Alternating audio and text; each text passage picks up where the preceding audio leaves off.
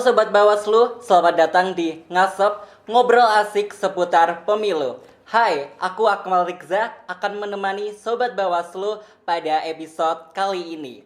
Hari ini kita akan ngobrol soal ekspos kinerja Divisi Penyelesaian Sengketa. Di sini saya akan ditemani oleh Ibu Silvi selaku anggota Bawaslu Kota Magelang. Selamat datang Ibu. Terima kasih Akmal. Baik Ibu, terima kasih sudah hadir di podcast Bawaslu Kota Magelang. Senang sekali bisa ngobrol secara langsung dengan Ibu. Baik Ibu, topik kita hari ini tuh sangat penting sekali karena penyelesaian sengketa ini punya peran besar dalam menjaga jalannya pemilu tetap kondusif Ibu. Betul. Banyak masyarakat yang belum tahu nih bagaimana prosesnya di Bawaslu itu sendiri. Nah, di episode kali ini kita akan membahas peran, tantangan, dan inovasi Divisi Penyelesaian Sengketa ini, Ibu. Semoga obrolan ini bisa menjadi menambahkan insight baru bagi kita semuanya. Baik, kita bisa langsung aja, Ibu. Boleh, Mas. Sebenarnya, apa sih, Bu, peran utama dari Divisi Penyelesaian Sengketa di Bawaslu Kota Magelang ini, Ibu? Oke. Jadi, Mas Akmal, dalam sebuah kontestasi politik itu tidak terlepas dari adanya konflik, gitu ya. Baik itu konflik yang terjadi antar peserta pemilu atau pilkada, juga konflik yang mungkin muncul terjadi antara peserta dan juga dengan penyelenggara. Dalam hal ini penyelenggara itu biasanya yang mengeluarkan putusan-putusan seperti KPU. Nah, Bawaslu melalui Divisi Penyelesaian Sengketa, kita memiliki mekanisme peradilan pemilu yang kemudian nanti menjadi jalan keluar, menjadi solusi dari konflik-konflik yang terjadi ini. Baik itu melalui mediasi atau pertemuan tertutup ataupun adjudikasi sidang terbuka, gitu Mas Akmal. Baik, untuk jenis-jenis sengketanya itu apa aja Bu di divisi ini? Oke, untuk sengketa pemilu atau pilkada itu secara umum ada dua, yaitu sengketa proses dan juga sengketa hasil. Nah, Bawaslu ini tidak menangani sengketa hasil, karena untuk sengketa hasil itu nanti ada di Mahkamah Konstitusi atau di MK ya. Sementara untuk Bawaslu ini menangani sengketa proses. Nah, itu terdiri dari dua macam. Yang pertama adalah sengketa antar peserta pemilu. Yang kedua adalah sengketa antara peserta dengan penyelenggara pemilu. Kalau antar peserta pemilu ini biasanya karena ada hak-hak dari salah satu yang merasa dirugikan dari salah satu pesertanya. Sementara kalau antara peserta dengan penyelenggara itu adanya ketidakpuasan terhadap putusan yang dikeluarkan oleh KPU. Misalnya dari penetapan pasangan calon. Nah, kemudian kalau untuk di Bawaslu sendiri itu memang masing-masing SDM sudah dibekali skill untuk memediasi. Jadi 3 orang di Bawaslu Kota Magelang itu ada Pak Ketua, Pak Taufik, Pak Zakaria, saya bertiga itu sudah mengantongi sertifikasi mediator. Oh baik, gitu. Nah, kalau dalam membahas penyelesaiannya nih Bu, mengapa penyelesaian sengketa ini itu menjadi bagian penting Ibu dalam menjaga kualitas pemilu itu sendiri? Dalam fungsinya, ketika Bawaslu ini menjadi solusi dalam konflik yang ada, itu otomatis Bawaslu ketika menjalankan perannya dalam penyelesaian konflik pemilu itu juga menjadi penjamin dari perlindungan hak konstitusi bagi tiap pesertanya. Jadi jaminan adanya perlakuan yang sama bagi masing-masing peserta, kemudian jaminan hukum bahwa sengketa itu akan diselesaikan sesuai dengan regulasi yang ada. Gitu Mas Akmal.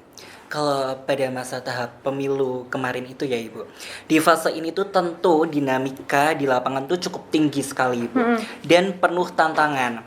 Nah, banyak hal yang menarik yang bisa digali kembali Ibu, dari jenis sengketa yang paling sering muncul, terus alur penyelesaiannya, sampai evaluasi kinerja divisi setelah tahapan selesai Ibu. Untuk membuka topik selanjutnya ya Ibu, pada masa tahapan pemilu atau pemilihan umum kemarin itu, sengketa apa saja yang paling sering terjadi di Kota Magelang ini sendiri Ibu? Kalau di Kota Magelang sendiri kemarin selama pilkada itu hanya ada satu sengketa Mas, itu sengketa antar peserta terkait dengan adanya spanduk yang kemudian kontennya ini mungkin sedikit banyak menyinggung peserta yang lain, sehingga menimbulkan keresahan masyarakat, dan itu ada yang menaikkan, ada warganet gitu ya, netizen yang menaikkan ke sosial media. Nah dari situ dimention ke Bawaslu, kemudian kita menjadi mediator, menggelar mediasi di antara kedua belah pihak dan didapati kesepakatan untuk penyelesaiannya. Nah, tapi tidak semua sengketa itu yang melalui proses mediasi selalu berakhir dengan sepakat, Mah. Boleh sepakat untuk tidak sepakat. Jadi ketika tidak sepakat di PSAP, di sengketa antar peserta, itu Bawaslu boleh membuat putusan yang kemudian nanti dituangkan dalam berita acara putusan. Itu kalau untuk sengketa antar peserta. Tapi kalau yang terjadi itu adalah sengketa antara peserta dengan penyelenggara, dalam hal ini adalah KPU, jika mediasi itu tidak sepakat, maka kemudian bergulir ke adjudikasi, ke sidang.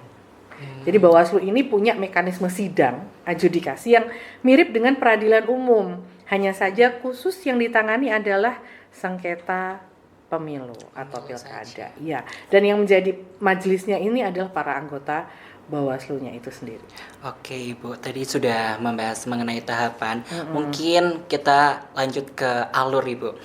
Kalau untuk alur penyelesaian sengketa antara peserta ini tuh dilakukannya itu seperti apa Ibu?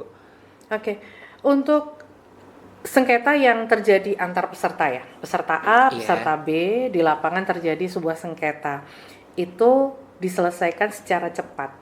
Dalam artian secara cepat itu adalah diselesaikan dalam waktu seketika dan jika memungkinkan di tempat yang sama. Semisal Mas Akmal dari partai A, kemudian temannya dari partai B. Ternyata alat peraga kampanye yang sudah dipasang ini ditumpuki sama partai B. Oh iya.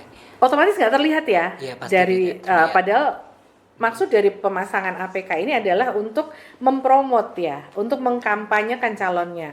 Kalau ketutupan berarti pesannya nggak nyampe. Nah itu bisa menjadi sebuah sengketa. Ketika pihak yang merasa dirugikan ini datang ke Bawaslu, maka Bawaslu kemudian menyelesaikannya dengan cara cepat. Kita kemudian memediasi dari kedua belah pihak ini, cari titik tengahnya seperti apa. Apakah dua-duanya saling lepas atau dua-duanya kemudian sepakat digeser sekian. Hanya saja mediasi ini Bawaslu tidak boleh mengarahkan, Mas. Jadi kesepakatan harus berasal dari dua pihak yang bersengketa, gitu ya. Apakah kemudian harus di Bawaslu penyelesaiannya? Tidak. Bawaslu itu kan ada Bawaslu Kabupaten Kota, dari pusat ya, ada Bawaslu RI, Bawaslu Provinsi, Kabupaten Kota, kemudian kecamatan dan juga kelurahan. Nah, ketika permasalahan atau sengketa antar peserta ini terjadinya di wilayah kecamatan, selama pengawas pemilu tingkat kecamatan ini sudah diberikan mandat oleh Bawaslu Kota atau Kabupaten, dia boleh menyelenggarakan penyelesaian sengketa secara cepat. Gitu. Jadi nggak harus di kabupaten kota.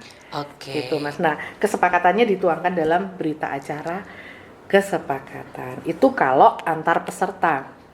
Nah kalau sengketanya ini adalah antara peserta dengan penyelenggara. Misalnya penetapan caleg ya, Caleg. penetapan caleg, ternyata ada yang nggak lolos, terjadilah sengketa gitu. Atau kalau kita ambil contoh di pilkada kemarin, penetapan paslon untuk pilkada pasangan calon ya, dan ternyata ada yang tidak diloloskan, itu potensi timbul sengketanya besar sekali Mas Akmal. Nah, di sini ketika ada pihak yang kemudian mengajukan permohonan penyelesaian sengketa ke Bawaslu, Bawaslu harus menerima. Kemudian Bawaslu akan mengkaji syarat-syaratnya apakah sudah terpenuhi atau belum. Ketika syarat sudah terpenuhi, maka nanti masuk ke register perkara. Masuk nih Mas ke mediasi gitu ya. Mempertemukan kedua belah pihak untuk diusahakan memperoleh satu kesepakatan. Tapi kalau tidak sepakat, nggak masalah, berarti mediasi gagal.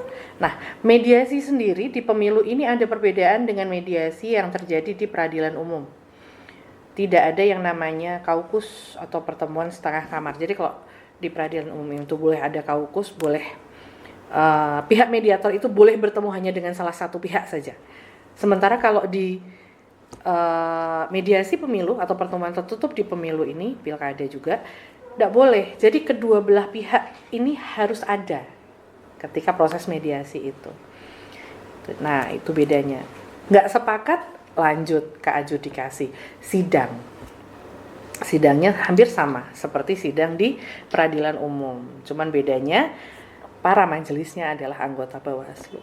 Nah, Oke, Ibu. Tadi yang Ibu jelaskan itu apakah itu menjadi tantangan utama bagi Bawaslu atau ada tantangan utama lainnya dari Bawaslu? Nah, untuk Bawaslu Kota Magelang ini tantangan utama ketika pilkada kemarin adalah yang paling utama adalah kita belum punya ruang sidang karena keterbatasan fasilitas yang Iya. ada juga.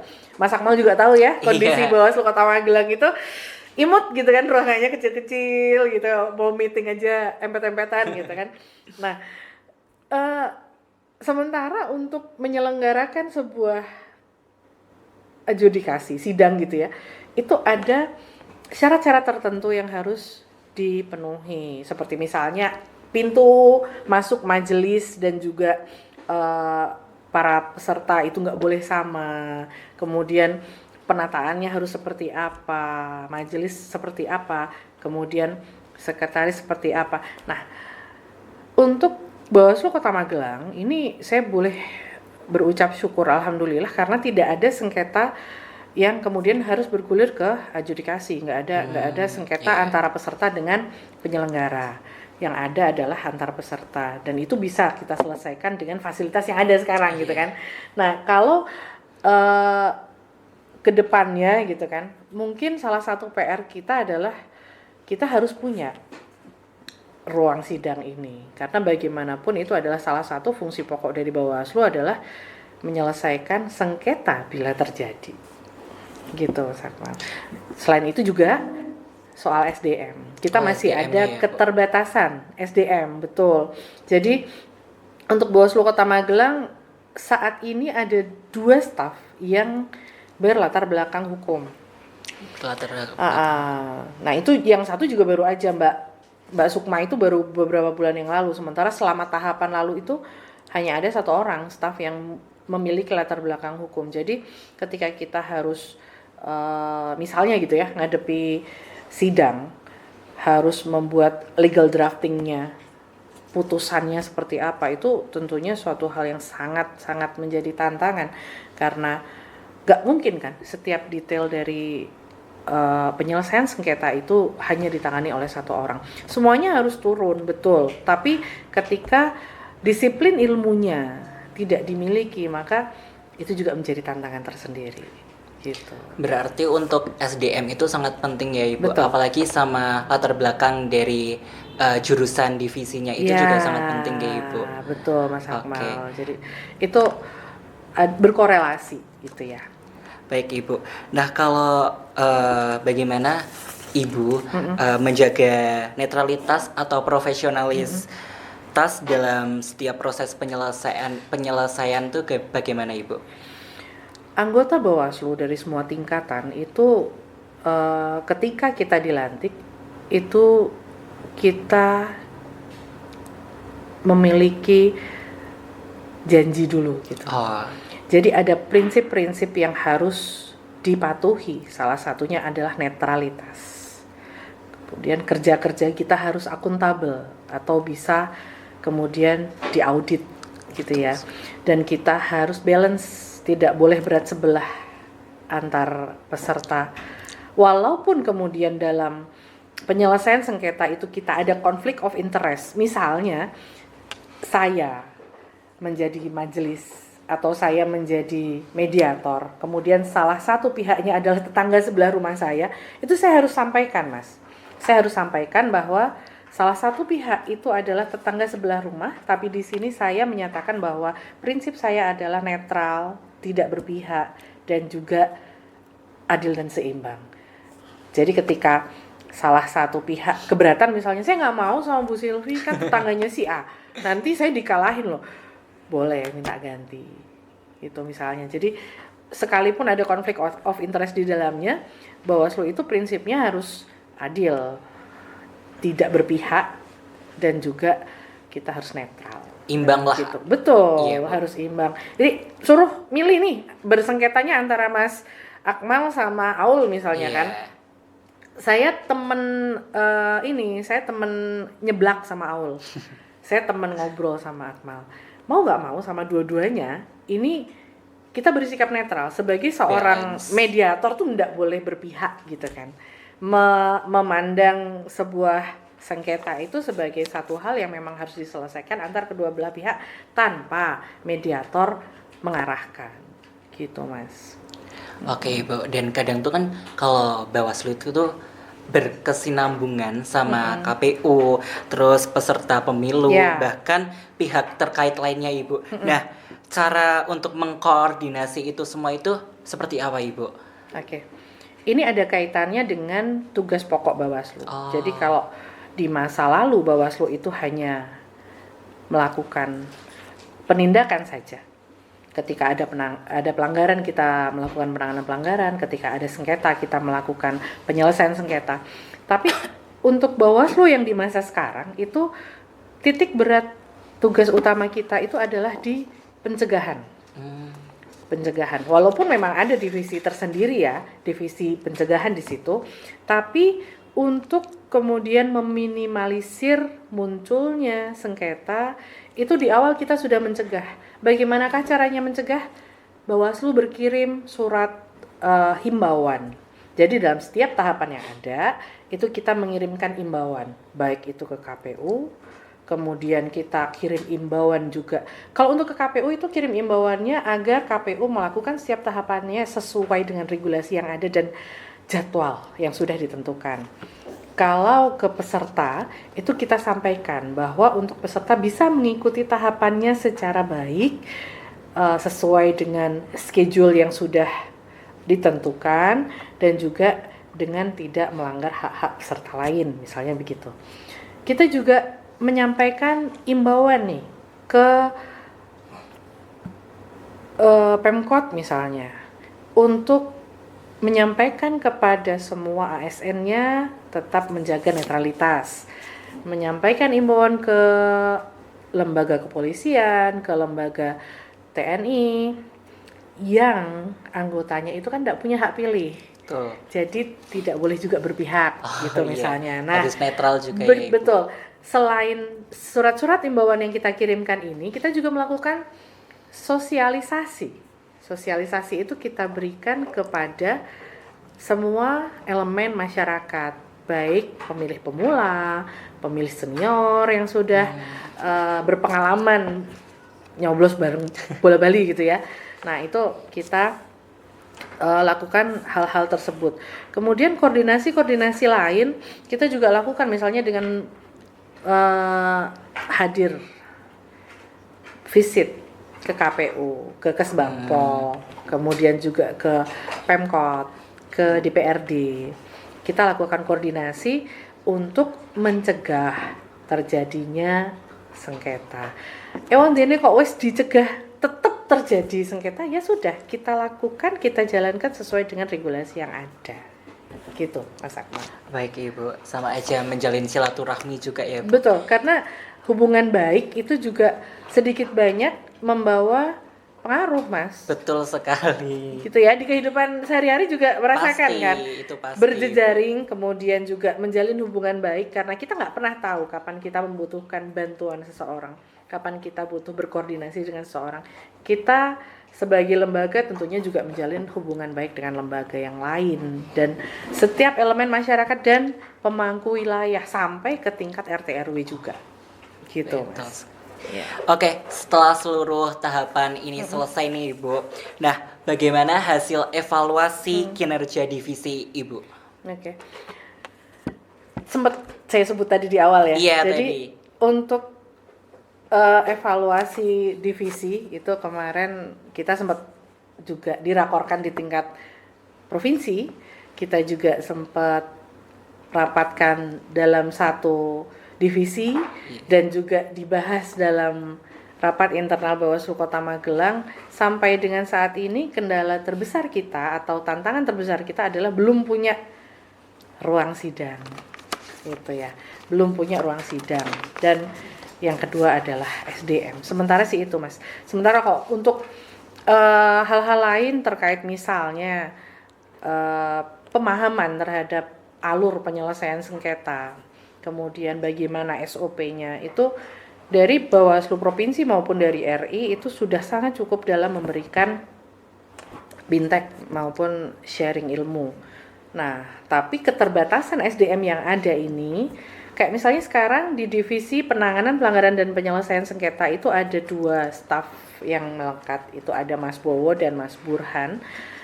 Mas Bowo saja yang berlatar belakang pendidikan hukum, sementara kalau Mas Burhan itu ilmu politik. Hanya saja Mas Burhan dulu berpengalaman di JPPR kalau nggak salah, gitu. Jadi setidaknya beliau sudah memiliki pengetahuan terkait kepemiluan. Nah, kedepannya ini harapannya kita ya untuk Bawaslu Kota Magelang ini bisa mendapatkan penambahan SDM yang memang memiliki penguasaan terhadap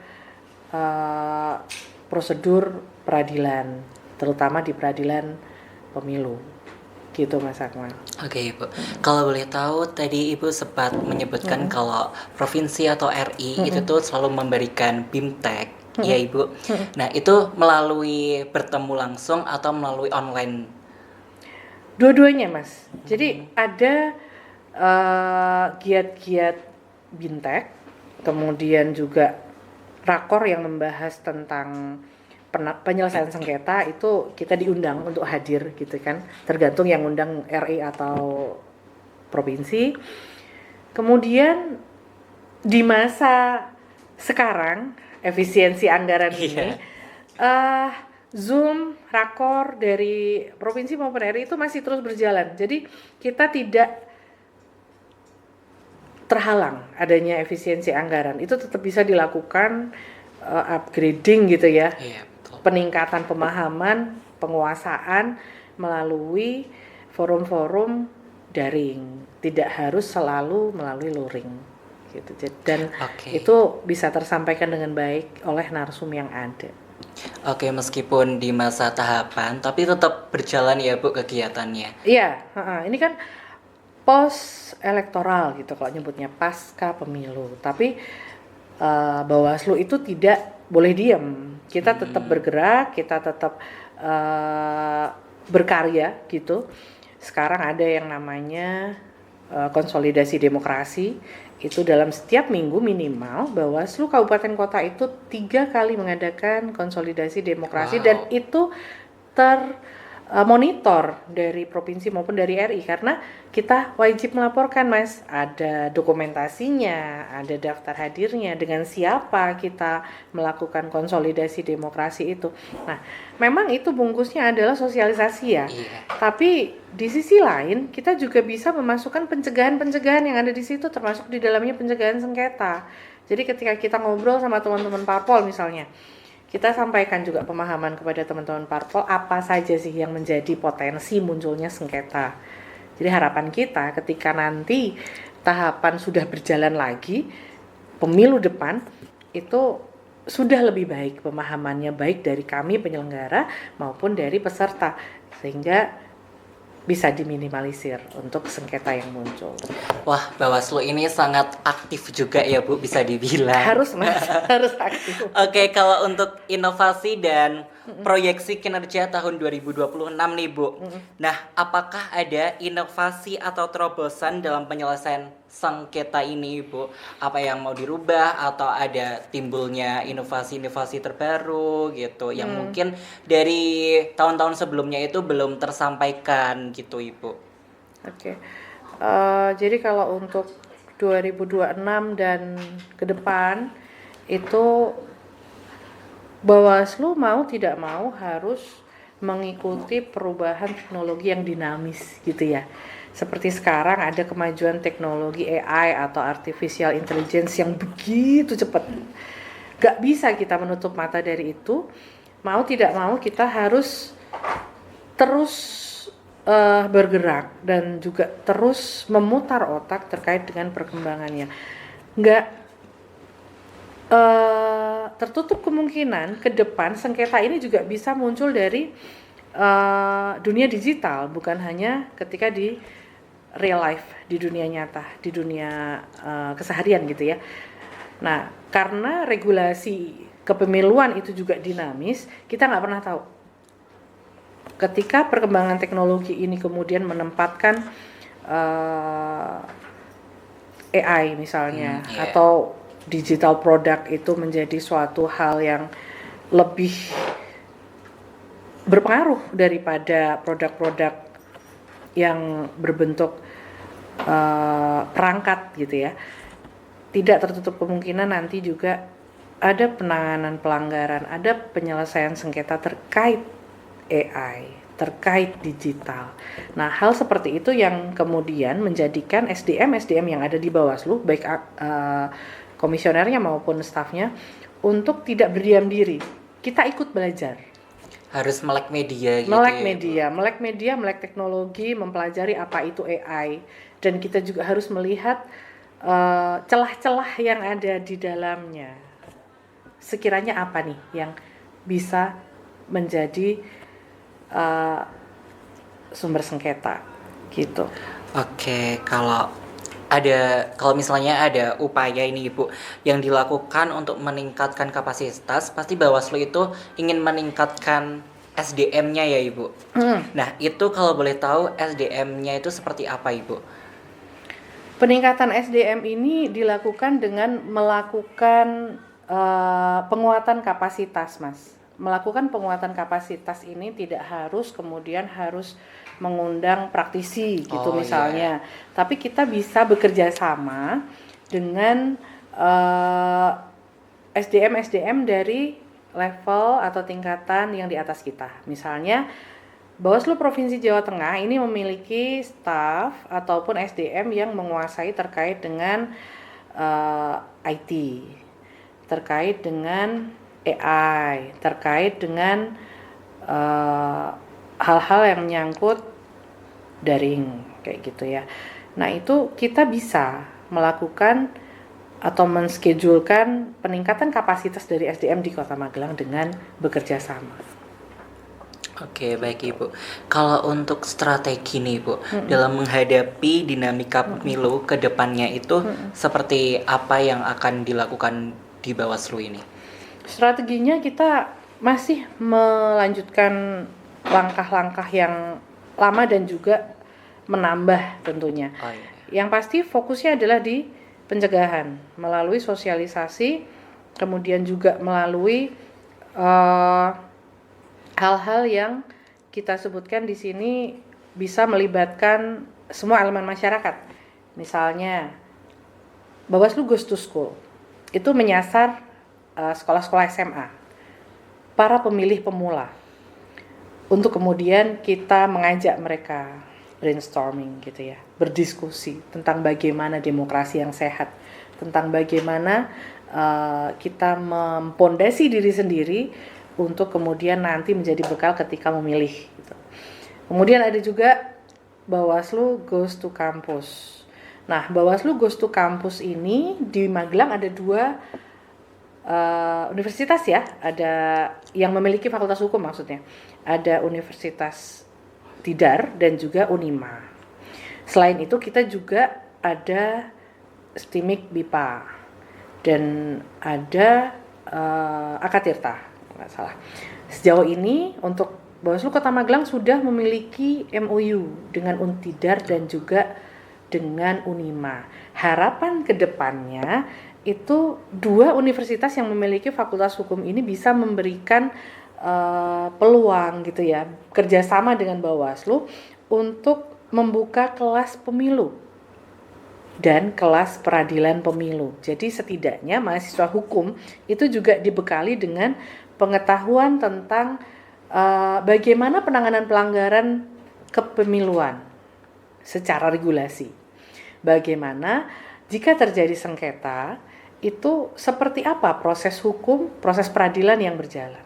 Nah, itu yang sekarang secara perlahan-lahan gitu, baru kita mulai untuk kemudian bisa masuk kepada 2 fakultas hukum ini, gitu Mas. Karena Bawaslu sendiri itu kan punya event tahunan, debat hukum pemilu. Itu lomba atau emang? Lomba, Oh, lomba Mas. Jadi itu melibatkan semua universitas yang ada di Indonesia yang Wow. Visipol dan hukum. Jadi ketika universitas tersebut sanggup mengirimkan mahasiswanya untuk mengikuti proses, nah itu kemudian nanti dia bisa daftar. Ada seleksi awal, mengirimkan data mengirimkan data mahasiswanya, kemudian membuat proposal semacam itu. Jadi ya hal-hal seperti itu yang kemudian kita harus bangun sejak awal. Nggak bisa kan baru mau ada event kayak disiapin. Iya, benar Itu kan sekali. beda sekali. Nah, kalau mahasiswa ini punya pemahaman secara mendasar terkait dengan hukum pemilu, itu akan lebih baik lagi. Dan juga menyiapkan generasi penerus, Mas, untuk berada di kursi Bawaslu dan KPU selanjutnya. Oke Ibu, nah tadi kan Ibu sudah menyebutkan kalau di Bawaslu itu tuh ada ibaratnya guys to kampus, terus dan juga mengunjungi sekolah-sekolah SMA nggih Ibu.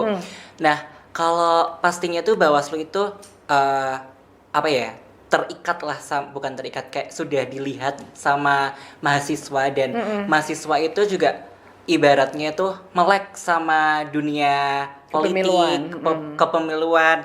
Nah apakah mahasiswa itu bisa menjadi peran dalam mendukung pencegahan sengketa itu Ibu? Sangat bisa. Dan bukan hanya sengketa tapi pencegahan dan juga usaha untuk kehidupan demokrasi yang lebih baik. Mahasiswa itu adalah agent of change, agen perubahan, betul ya? Betul. Nah, dari agen perubahan ini kita memiliki harapan bahwa kehidupan demokrasi kita itu bisa dibawa ke arah yang lebih baik.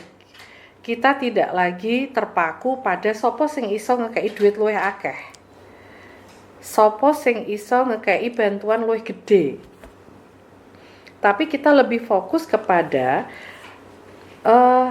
calon maupun paslon yang akan kita pilih gitu kan.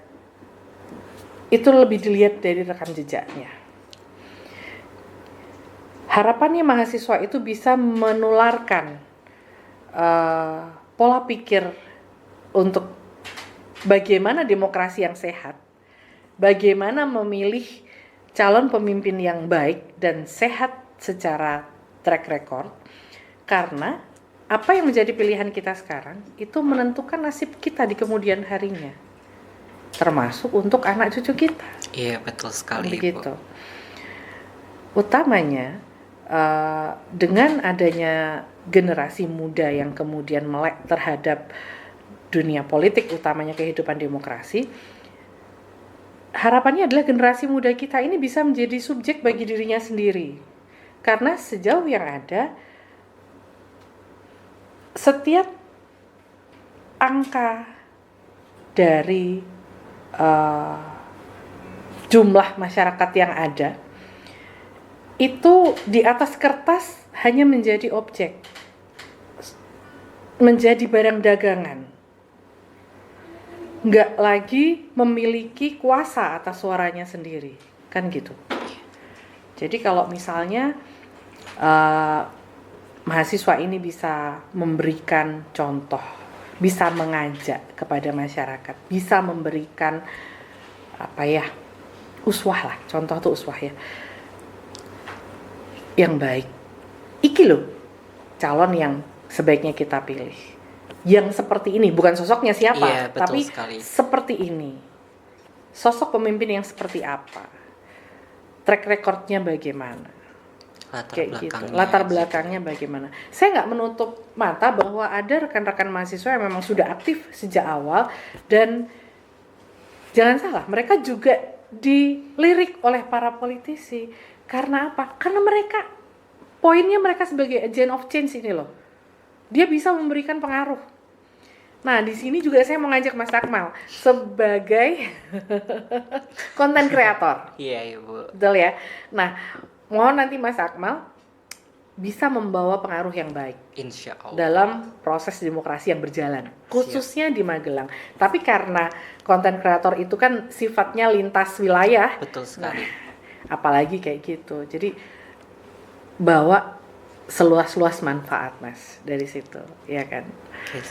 Iya, saya jadi buka rahasia Mas Akmal kan sebagai konten kreator, kalau nggak bisa dibilang selebgram gitu. Oh, seleb TikTok ya. Insya Allah, Ibu. Kayak gitu, Mas. Jadi harapannya besar sekali kalau di mahasiswa ini. Jadi kalau seorang mahasiswa tidak mengambil peran. Memang sih Ibu, emang mahasiswa itu peluangnya itu sangat besar banget. Apalagi untuk mengpersuasif masyarakat itu juga sangat besar banget, Ibu. Mungkin topik terakhir ya, Ibu. Mungkin dari Ibu ada yang mau disampaikan atau bagaimana sih harapan Bawaslu Kota Magelang terhadap generasi muda dalam kaitannya dengan kualitas demokrasi ke depannya, Ibu? Iya. Sebagian sudah saya sampaikan tadi ya, Mas Akmal, bahwa pesan untuk masyarakat, utamanya generasi muda, ayo mulai ambil peran dalam kehidupan politik dan demokrasi yang ada, khususnya di Kota Magelang dan umumnya dalam kehidupan bernegara di Indonesia. Ambil peran sekecil apapun,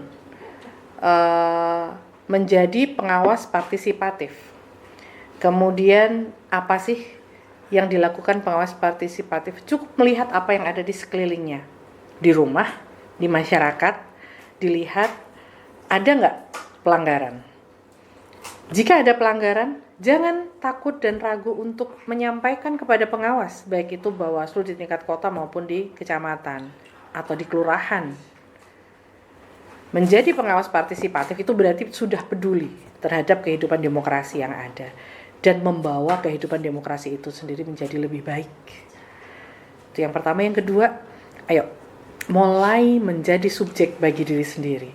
Kita memiliki hak secara penuh atas suara yang kita miliki. Jadi manfaatkan, pergunakan suara itu dengan bertanggung jawab. Apa yang kita pilih saat ini itu adalah hal yang akan kita pertanggungjawabkan juga. Jadi nggak ada lagi saling ece-ecean, kui kan pilihanmu, aku ramileh kui. Bagaimanapun siapa yang kemudian terpilih itu adalah menjadi pemimpin bagi semuanya, gitu kan. Nah, sebelum menyesal di kemudian hari, sejari awal dipersiapkan, dipikirkan matang-matang, tidak lagi terpengaruh dengan yang namanya money politics. Betul sekali. Tidak lagi terpengaruh dengan janji-janji politik, tapi lebih fokus kepada program apa yang ditawarkan, track record apa yang ada di belakangnya. Begitu, Mas Akmal. Baik Ibu, terima kasih. Dan baik Sobat Bawaslu, tidak terasa di ujung waktu kita udah selesai. Semoga obrolan ini bisa menjadi wawasan kita semuanya tentang pentingnya menjaga proses demokrasi yang jujur, adil, dan bermartabat. Mari bersama kita jaga pemilu yang damai, taat aturan, dan berintegritas demi masa depan Kota Magelang yang lebih baik. Ibu Silvi, terima kasih sekali sudah Sama-sama, menyempatkan Mas Akmal. hadir. Saya juga mengucapkan terima kasih atas kesempatan yang diberikan kepada saya untuk menjadi host dalam obrolan hari ini, Sama-sama. Ibu. Jangan kapok ya. Tidak. Boleh lah lagi, Semoga berulang lagi ya. diskusi ini menjadi wawasan dan pemahaman kita semua menjadi yang lebih baik juga, Ibu. Saya Akmal Rikza, saya pamit undur diri. Sampai jumpa di episode berikutnya. Salam awas.